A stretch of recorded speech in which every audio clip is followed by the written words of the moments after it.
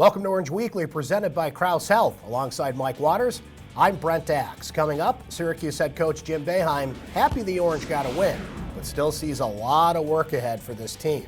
And we'll preview the Georgetown Hoyas, not only the game, but the rivalry and where it stands. But Mike, before we take a step forward towards that big game coming up on Saturday, what a big game for Syracuse against Georgia Tech. They come out, they score 97 points in a game.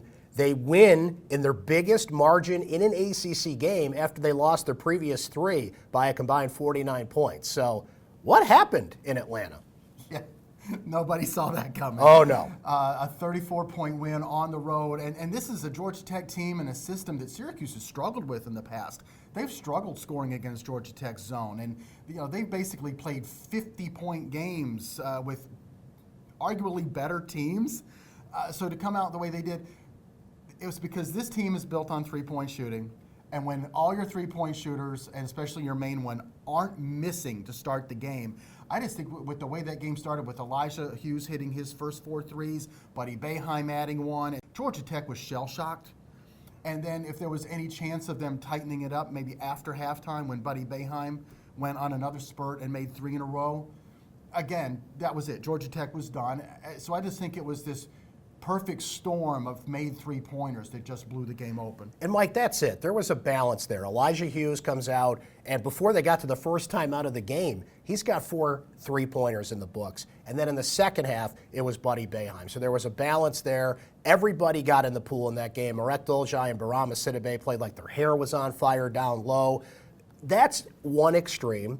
We saw the other end of the spectrum in the 3 games that they lost prior to that. So I guess my question is, what's the middle ground for this team? What's the median that they need to be at to be successful? They have to figure out how they're going to score and beat teams when the threes aren't dropping. In their 4 losses, they're making only 27% of their 3-pointers. Compare that to the 5 wins, where they're at 41 or 42%. That is an amazing percentage. It really is. And that's great. And you're going to win every game when you make 41% of your threes. But if you're only making 27%, there has to be another way to do that.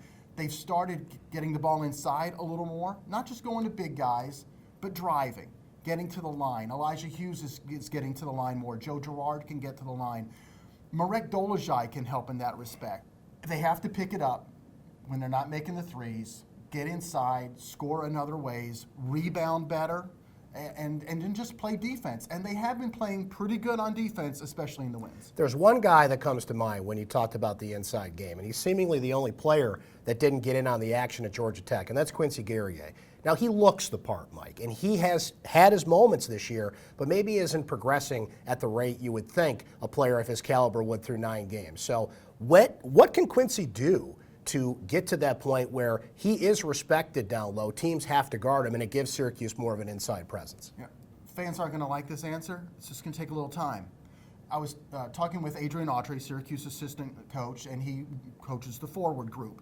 So he has Quincy, and he reminded me that Quincy didn't play a full year of basketball last year up in Canada.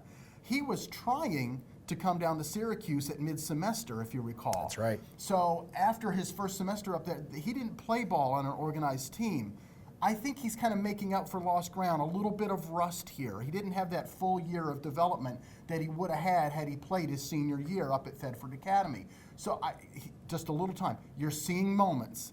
Now, you didn't see any against Georgia Tech, as you said, but he's had other games where he's gone in and he's rebounded hard and he plays hard, and that is the type of guy they need because he's bigger and stronger and plays with a little bit more ferocity than Marek and Barama can.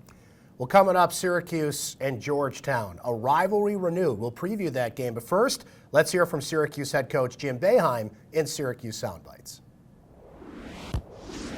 We moved a little better, but we've been moving. The defenses we've been playing against have been too much for us, period. We don't get those shots against those teams. They just are too physical, too good. We're young. We're still trying to figure out what we're doing, where we're going. We've got a lot of work ahead of us. This one game. We got tons. We got so much to do to get better. I think we will improve, but we've got a lot of work to do. Mike, it feels like Syracuse-Georgetown has become like a car lease. Every year we're like, should we keep this going? The answer is yes, we should keep this going. Not just because of history, not just because reminiscing, but because the last 4 games between these two have been decided by 7 points or less. So yeah, let's keep this one on the schedule, I said. It's a great car. It sure Absolutely. is. You keep this one. Listen, if you don't play Georgetown, you're playing some other non-conference opponent. And, ask your fan base, do they want to see you schedule a game against Butler? Nothing against Butler, but Syracuse fans want to see Georgetown. And I know the younger generation, the kids on the current roster, they don't quite get it, but they will once they play in it. Because you ask the guys, like even just recent graduates, like Tyus Battle, guys that played in it just once, like John Gillen and Andrew White, they learn very quickly how much this game matters. I think it's a good game to put on the schedule because you need to play not just good opponents, but games that matter to get you ready for the games that matter later in the year in the ACC. And some people say, UConn, some other old Big East rivals. I don't think UConn has that same appeal, and it feels like Syracuse plays UConn every other year in like the Jimmy V Classic or something along those lines. There's something about tradition, but recent history as well that keeps us going. Tyus Battle's a great example of that. He haunted Georgetown the last couple of years. So let's keep this going as long as it feels like it should, and I think that's for the foreseeable future. As for this game on Saturday, Mike, Georgetown's in a bit of chaos right now, but despite that, they've won 2 in a row.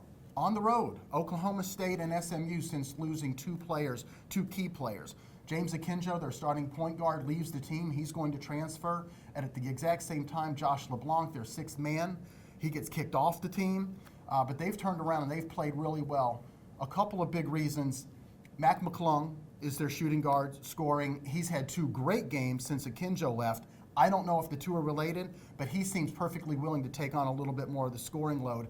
And luckily for Georgetown, they had brought in a graduate transfer named Terrell Allen from Central Florida. He was on that really good Central Florida team last year that featured Taco Fall. He has stepped in and started at the point. So are they missing James Akinzo a little bit? Yes, but Terrell Allen really makes up for it. Rivalry aside, this is a non-conference game that Syracuse really needs. They've got 3 losses in the books there, all top 40 teams. Georgetown sitting in the top 50 right now in the KenPom ratings. This would be a big one for the Orange for a lot of reasons. Well, that is Orange Weekly presented by Krause Health. For Mike Waters, I'm Brent Axe. We'll talk to you next time.